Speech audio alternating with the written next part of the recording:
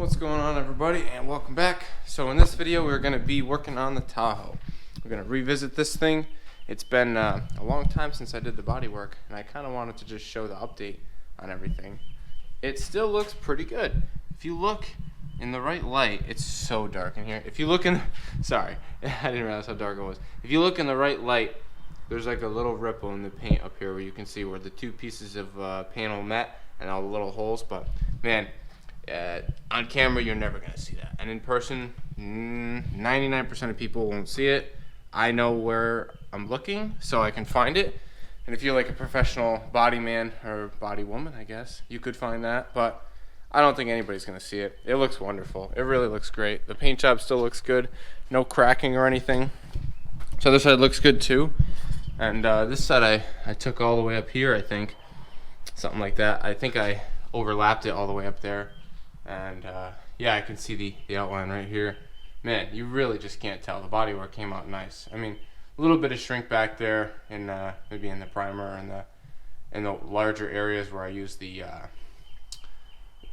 panel bonder. I think the panel bonder is it's good and it's bad because the shrink back on the thicker areas can be not so great. But regardless, it looks fire. I think it still looks awesome. I never put this on for him, so I'm gonna try to do that today too. The rest of the molding. I did the other side, but not this side, unfortunately. So we're putting these other wheels and tires on there, giving them a little swap, a little different look. So I'm doing them one at a time at work. I got to swap his sensors in, but for now, I want to fix the bump stops. He's got the stock bump stop. I'll show you on the frame, stock bump stop bracket, and it really doesn't give you much suspension travel. And he doesn't even have an exhaust back here, so he really should get the full travel. And he bottoms out everywhere, so I gotta fix that for him.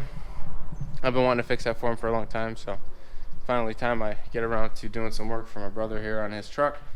This thing is in need of some love. He's up 230,000 miles. He's got a lifter tick. We should probably do some motor work on it. Who knows? I don't know if I want to just rebuild the whole thing or what. We're just kind of waiting until it lets go, and then we'll evaluate. I sold the other 5.3 that I had out of the old Silverado. Probably should have saved it for this, but we could do a nice rebuild on this. I mean, rods and pistons are alright. If we just did new bearings, you know, just don't look at the cam bearings. Maybe put a little small cam in here for him. I don't know if he's going to want that mileage decrease, but, you know, could be cool. Could put like a Truck Norris cam in here. I always wanted to try that cam. It'd probably be pretty sick in here. But anyway, yeah, this thing is it's holding up good.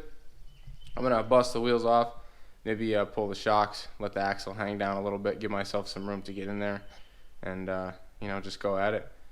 This thing has been, you know, tried and true. This is the first vehicle we ever lowered, first truck. We slammed this thing on the ground, and it always looks so awesome. I always love the look of it, and it really inspired me to do my Avalanche just like it, do the same drop kit and everything. So yeah, this thing has been around, tried and true. Love this Tahoe, so we're gonna keep her on the road as long as we can. And even when my brother wants to get rid of it, I'll probably take it because I won't see this thing go anywhere. This thing's awesome. But yeah, we'll get to work here. I'll show you guys what we're gonna do.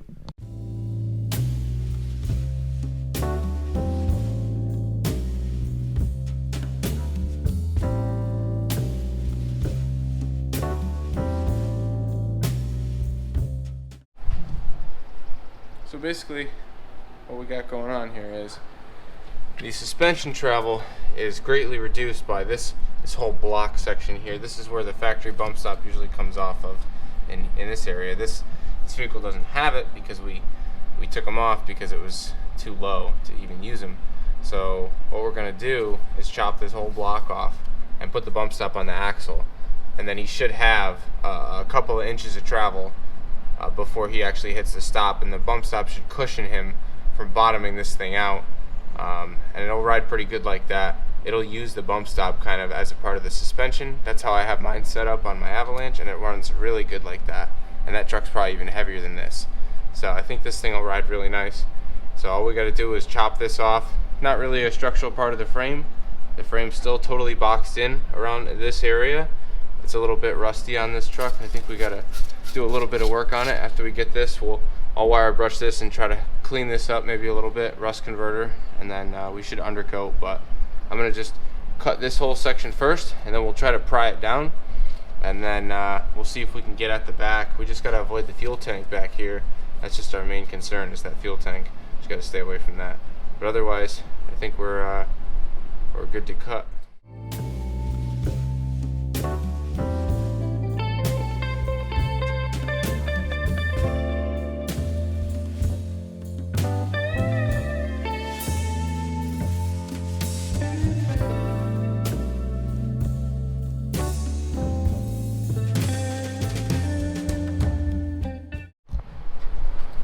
So that part's always pretty painful. So basically just make a slice in here, try not to go too far and cut into the frame rail itself. You don't want to weaken it. I didn't really hit it too hard. I'm pretty happy with how deep I went. If you're nervous, just go a little bit lower. I went kind of high on this though, but I like the result when you go high like that. It looks really clean. So yeah, all I did was just bang a chisel in there, and seems like it's opening up for me. So I'm going to try to stick a pry bar in there and bend it down a little bit, see if I can get a little bit out of it. Then I'm going to try to stick my Sawzall blade in there and cut until it gets sketchy near the gas tank, and then I think I'll call it quits with the Sawzall. So we'll see how that goes.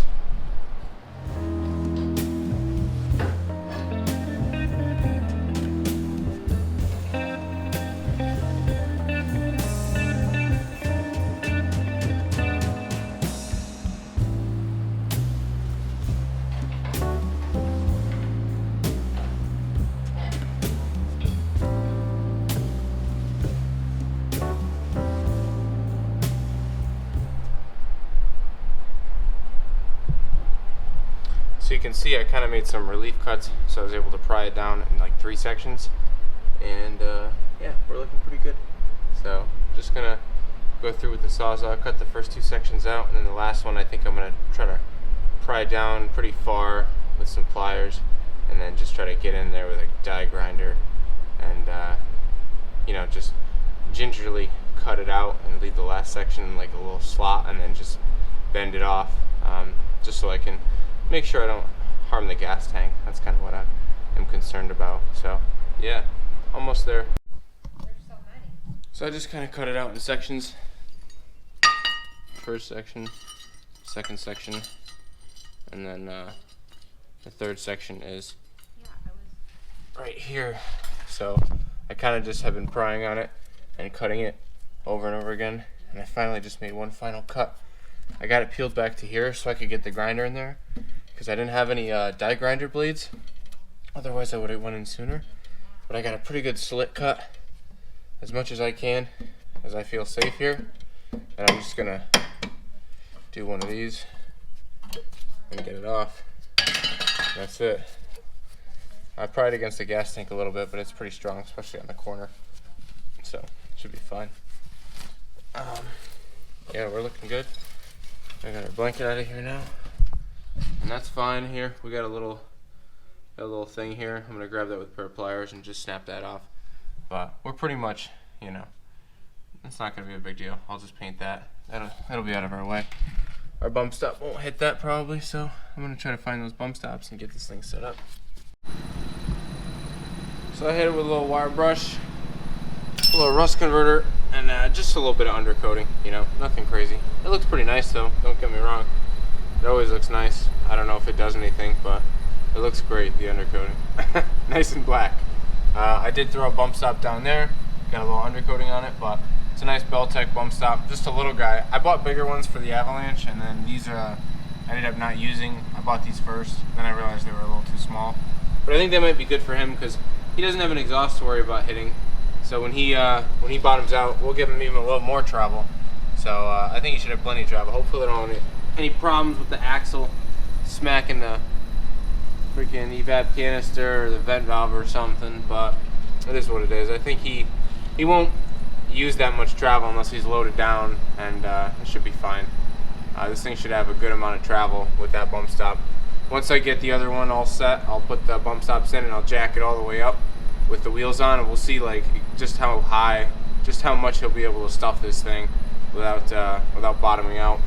And it's definitely going to be a lot smoother of a ride for him. So yeah, can't wait to get it finished up.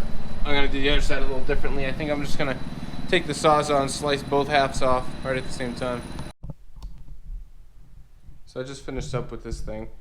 I got the one snowflake in the front still, and the other 3 are the other 22s. This thing's all set to go. Sounds like a little backing plate rubbing action, something like that. Should be fine. Rust will work out of there. But I got way more travel on the suspension down there, and I'm gonna jack this thing up now as all the way as high as it'll go. Let it down on the ground, and shouldn't have any more problems with bottoming out.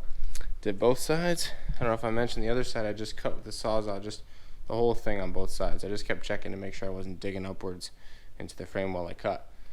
But yeah, I put his fender flare on the other side, which has been off for like 2 years since I did the body work. So fender flare's on now. Looks pretty good. And the thing I didn't do is down here, I'm trying to find the quarter panel. I have the old quarter panel with the brackets on it that I gotta rivet that thing in to get this to mount, that rear little splash shield there. But I don't have the quarter panel. I'm not sure where it is. So I gotta find that. But for now, it looks a little bit better. And got some decent tires on this side at least. So I just gotta throw the sensor in this tire, and then on the other side I gotta swap the tire, throw a sensor in, and then do the same in the left front. This one's all set over here, and then he'll have nice new Bridgestone dualers on here, free tires from work, and this thing will be ripping. So I'm gonna let it down on the ground, see what it looks like. So it's probably a week later or a few days later, and the truck is back, and I asked Jake, I said, how does it drive? And he's like, well, no different. I was like, what? And he's like, well, I don't ever bottom out unless there's people in the car. So I guess that's the case. So we won't know if it doesn't bottom out anymore until we stuff the car full of people like we did. But basically it's fixed, because I did this exact thing to my truck, and you know, I don't bottom out at all. So I highly doubt that he will. He's got way more travel, and he's got a nice bump stop there. He has more travel than me, so I think he'll be fine. It's not like a truck. You know, I didn't want to have the truck so that it would be so loaded down. I mean, I may benefit from the additional travel, but I have an exhaust system, and his is dumped before the axle, so it doesn't really matter for him. But yeah, this thing's looking really good with the black 22s. I just gotta fix the rear wheels. I had some training this week, so I didn't do that, but I'll get to it shortly. This thing's looking good. Like I said, put this guy back on. I want to work on this and buff this thing for him and get it looking nice. I gotta find the quarter panel so I can get the bracket so I can mount this piece. But I can't find the old quarter panel because the bracket's on there, so I may have to go to the junkyard to source a new one. Hopefully I can find a Z71 at the junkyard. Not likely, so I don't know. We're gonna have to see about that bracket. Maybe I'll make my own. Anyway, I'm gonna probably do a detail on this thing today. That's my mom's car, and tomorrow's Mother's Day, so I think that it's in order. It's definitely dirty, and I think there's a lot that can be done. So I'm gonna try to clean it really good and clay bar it, and then hit it with probably a buffer. I don't know how hard I want to go. I'm gonna take a look at the paint once I clean it up and see what it needs, if I want to do a 2-step or a 1-step job. And I'm gonna probably tape off a lot of plastics and stuff like that, because I don't want to get anything in the plastic. But it'll be nice. It'll be worth it. I think it's gonna look really good. We'll get it all cleaned up for her, and she'll appreciate it. Get a nice glaze on it and protect the paint too, because she is gonna buy out on this lease. So she's gonna keep this one. No more leases, which I agree with. It's a great car. I love this little Honda. Anyway, yeah, I'm gonna get to work here, so I'll probably have this in a separate video. So if you guys enjoy these little videos of me doing whatever random stuff that I do around the house, let me know. You know, I always stay busy, try to get stuff done, and especially when it means helping mom out on Mother's Day. She definitely needs detail. I mean, the detail of this level is pretty pricey, so I'll spend probably all day on this thing. So I'm gonna make a little video. Maybe I'll time lapse some stuff. If you guys are interested in seeing that, that video will be coming up next. So thank you guys for watching, and like the video if you liked it, and don't forget to subscribe if you're not, and you see all kinds of stuff. Channel's growing, so I appreciate any help that you guys can give me. So thank you very much, Thank you for watching, and peace.